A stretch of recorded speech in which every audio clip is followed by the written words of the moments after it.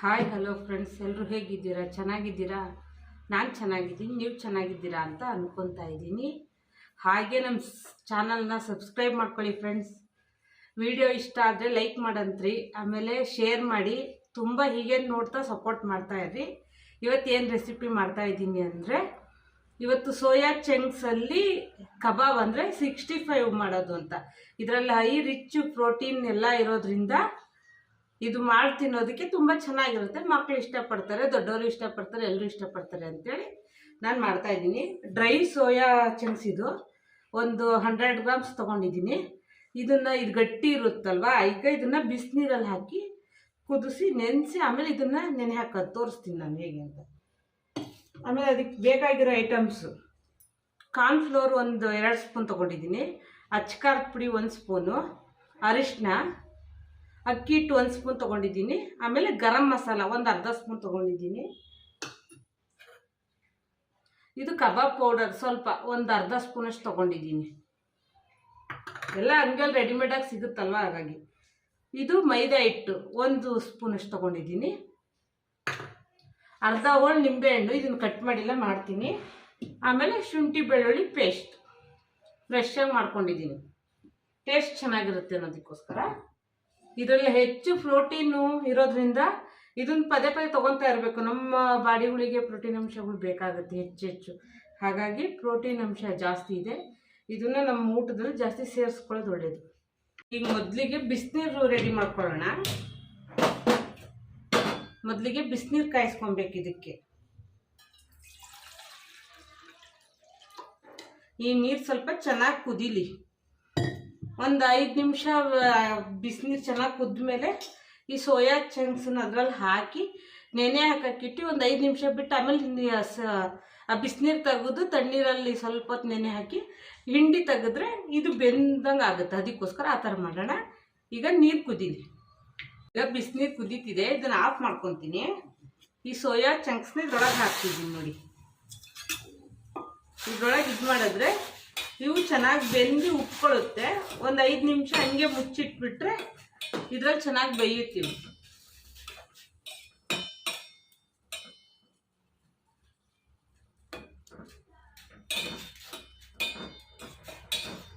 ಇದನ್ನು ಈ ರೀತಿ ಹೀಗೆ ಬಿಡಬೇಕು.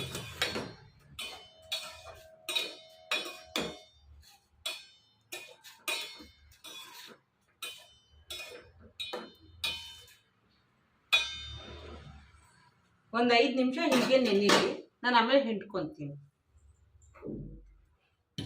5 ನಿಮಿಷ ಆಗಿದೆ. ಇದರಲ್ಲಿರೋ ನೀರನ್ನೆಲ್ಲ ಹಿಂಡಿ ತೆಗಿತಾ ಇದ್ದೀನಿ ನೋಡಿ. ಈ ಗಟ್ಟಿ ಹಿಂಡ್ಕೊಬೇಕು, ಇದರಲ್ಲಿ ನೀರಿನ ಅಂಶ ಇರಬಾರ್ದು.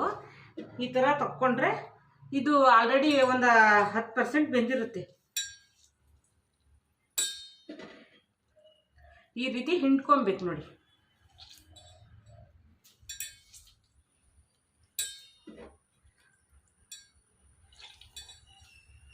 ಈ ಥರ ಎಲ್ಲದನ್ನು ಹಿಂಡ್ಕೊಳ್ಳೋಣ. ಈಗ ಹಿಂಡ್ಕೊಂಡು ರೆಡಿಯಾಗಿ ಇಟ್ಕೊಂಡಿದ್ದೀನಿ ನೋಡಿ. ಈ ಥರ ಬರುತ್ತೆ, ಇದರಲ್ಲಿ ನೀರು ಇಲ್ದಂಗೆ ಈ ಥರ ಈಗ ಹಾಗಿರುತ್ತೆ. ಈಗ ಬೌಲಲ್ಲಿ ಮಸಾಲೆನೆಲ್ಲ ರೆಡಿ ಮಾಡೋದು ತೋರಿಸ್ತೀನಿ. ಫಸ್ಟು ಮಸಾಲೆನೆಲ್ಲ ಮಿಕ್ಸ್ ಮಾಡ್ಕೊಂಡ್ಬಿಡೋಣ. ಫಸ್ಟ್ ಖಾರದ ಪುಡಿ ಹಾಕ್ಕೊತಾ ಇದ್ದೀನಿ, ಅರಿಶಿನ ಹಾಕ್ಕೊತಾ ಇದ್ದೀನಿ, ಅಕ್ಕಿ ಹಿಟ್ಟು ಹಾಕ್ಕೊತಿದ್ದೀನಿ, ಆಮೇಲೆ ಕಾರ್ನ್ಫ್ಲೋರ್ ಇದನ್ನು ಹಾಕ್ಕೊತಾ ಇದ್ದೀನಿ, ಗರಂ ಮಸಾಲನೂ ಹಾಕ್ಕೊತಾ ಇದ್ದೀನಿ.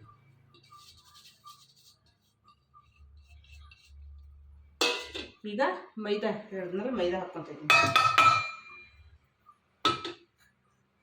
ಈ ಪೌಡ್ರು ಹಾಕ್ಕೊತಾ ಇದ್ದೀನಿ.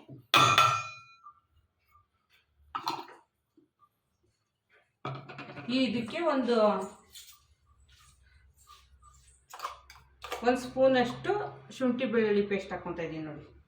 1 ಸ್ಪೂನ್ಗಿಂತ ಸ್ವಲ್ಪ. ಈಗ ಇದಕ್ಕೆ ಉಪ್ಪು ಹಾಕ್ಕೊಳ್ಳೋಣ. ರುಚಿಗೆ ತಕ್ಕಷ್ಟು ಉಪ್ಪು ಹಾಕ್ಕೊತಾ ಇದ್ದೀನಿ. ಉಪ್ಪು ನೋಡಿ ಹಾಕ್ಕೊಳ್ರಿ, ಜಾಸ್ತಿ ಆದರೆ ಚೆನ್ನಾಗಲ್ಲ.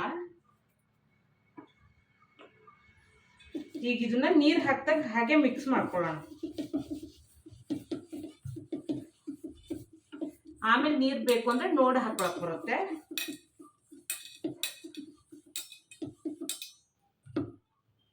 ಈ ಮಿಶ್ರಣಕ್ಕೆ ನಿಂಬೆಹಣ್ಣು ಓಡ್ ಮಾಡ್ಕೊಂಡಿದ್ದೀನಲ್ಲ ಇದನ್ನು ಹಾಕ್ಕೊತೀನಿ ನೋಡಿ. ಅರ್ಧ ನಿಂಬೆಹಣ್ಣು,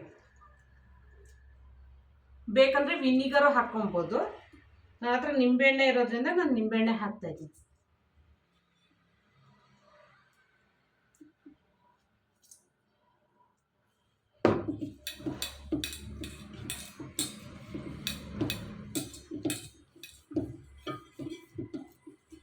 ಈಗ ಇದಕ್ಕೆ ಚೂರು ನೀರು ಹಾಕ್ಕೊತಿದ್ದೀನಿ.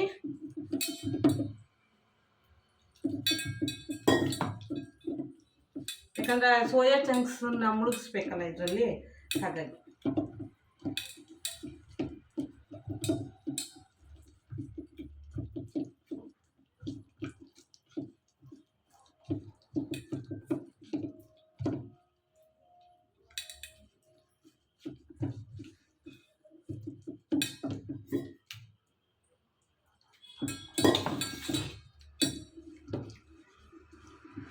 ನಾವು ಕಲ್ಸ್ಕೊತಾ ಇದ್ರೆ ನಮಗೆ ಗೊತ್ತಾಗುತ್ತೆ ಇದು ಅಂದಾಜು ಎಷ್ಟು ಬೇಕು ಅನ್ನೋದು. ತುಂಬಾ ನೀರು ಹಾಕ್ಕೊಳಕ್ಕೆ ಹೋಗ್ಬೇಡ್ರಿ.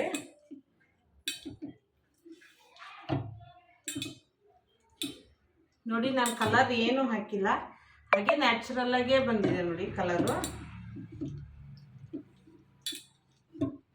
ಈಗ ಇದು ಚೆನ್ನಾಗಿ ಮಿಕ್ಸ್ ಆಗಿದೆ. ಈಗ ಇದರಲ್ಲಿ ನಾನು ಈ ಸೋಯಾ ಬಾಲ್ಸ್ ಹಾಕ್ತಾ ಇದ್ದೀನಿ ನೋಡಿ.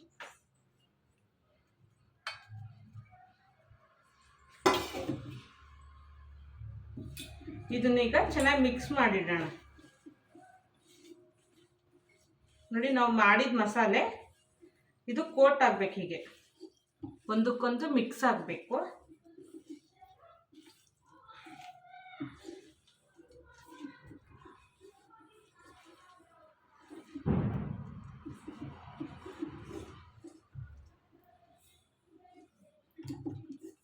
ನೋಡಿ ಹಿಂಗೆ ಕೋಟಿಂಗ್ ಆದಮೇಲೆ ಇದು ಒಂದು 10 ನಿಮಿಷ ನೆನಿಲಿ. ಇದರಲ್ಲಿ ಉಪ್ಪು ಖಾರ ಎಲ್ಲ ಹಿಡಿಬೇಕಲ್ಲ, ಒಂದು 10 ನಿಮಿಷ ನೆನಿಲಿ. ಹೀಗೆ ಬಿಡೋಣ. ಈಗ ಎಣ್ಣೆ ಕಾಯಕ್ಕೆ ಇಡೋಣ. ನೋಡಿ ಹಾಕ್ಕೊಳ್ಳೋಣ ಎಣ್ಣೆನ, ತುಂಬ ಬೇಡ. ಇದು ಕರಿಯೋದಕ್ಕೆ ಎಷ್ಟು ಬೇಕೋ ಅಷ್ಟು ಮಾತ್ರ.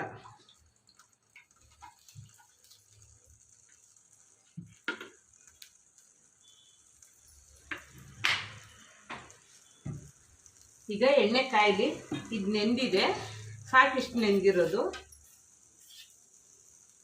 ಒಂದಕ್ಕೊಂದು ಉಪ್ಪು ಖಾರ ಎಲ್ಲ ಕರೆಕ್ಟಾಗಿರುತ್ತೆ ಹೀಗಿದ್ರೆ, ಹಾಗಾಗಿ. ಈಗ ಇದು ಎಣ್ಣೆ ಕಾದಿದ ಕೂಡಲೇ ಫ್ರೈ ಮಾಡೋಣ. ಈಗ ಇದನ್ನು ನಾವು ಫ್ರೈ ಮಾಡ್ಕೊಳ್ಳೋಣ. ನಿಧಾನಕ್ಕೆ ಬಿಡಿ, ಒಂದೊಂದೇ.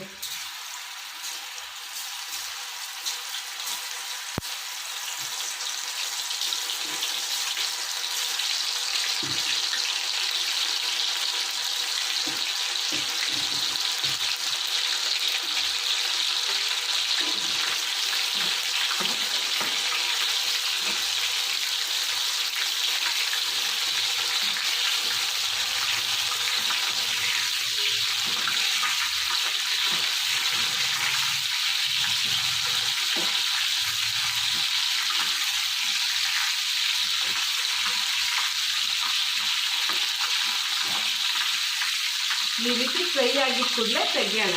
ತುಂಬ ಹೊತ್ತೇನು ಬೇಯಿಸ್ಬೇಕು ಅನ್ನೋ ಅವಶ್ಯಕತೆ ಇಲ್ಲ ಇದಕ್ಕೆ,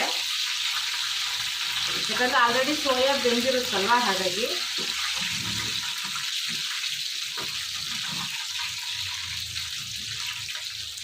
ಈಗ ಇದಾಗಿದೆ, ತೆಗಿತೀನಿ ನೋಡಿ. ನೋಡಿ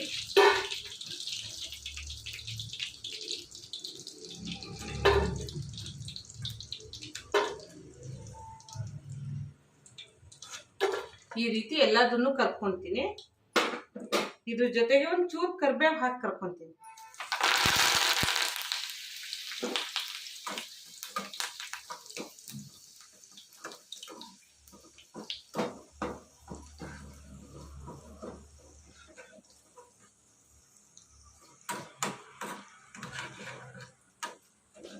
ಈ ಕರಿಬೇವನ್ನು ತೆಗೆದಿಟ್ಕೊಂತೀನಿ.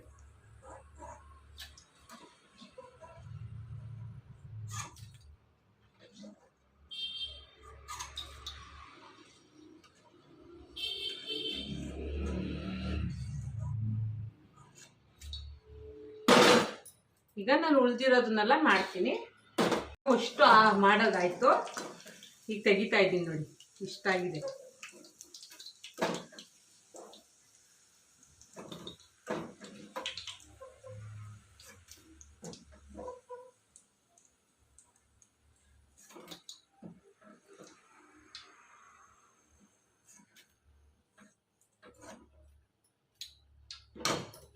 ಗ್ಯಾಸ್ ಆಫ್ ಮಾಡ್ಕೊತಾ ಇದ್ದೀನಿ.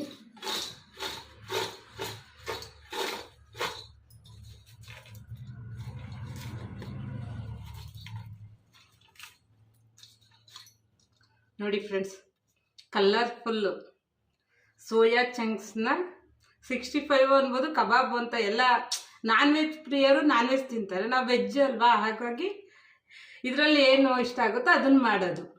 ಸೂಪರಾಗಿ ಬಂದಿದೆ ನೋಡಿ. ಮಕ್ಕಳಿಗೆಲ್ಲ ಮಾಡ್ಕೊಂಡ್ರೆ ತುಂಬ ಇಷ್ಟಪಟ್ಟು ತಿಂತಾರೆ ಅಲ್ವಾ. ಇದು ಹೇಗೆ ಬಂತು ಅಂತ ಕಮೆಂಟಲ್ಲಿ ತಿಳಿಸಿ. ಪ್ಲೀಸ್ ಸಬ್ಸ್ಕ್ರೈಬ್ ಆಗಿ. ವಿಡಿಯೋ ಇಷ್ಟ ಆದರೆ ಲೈಕ್ ಮಾಡಿ. ಬಾಯ್.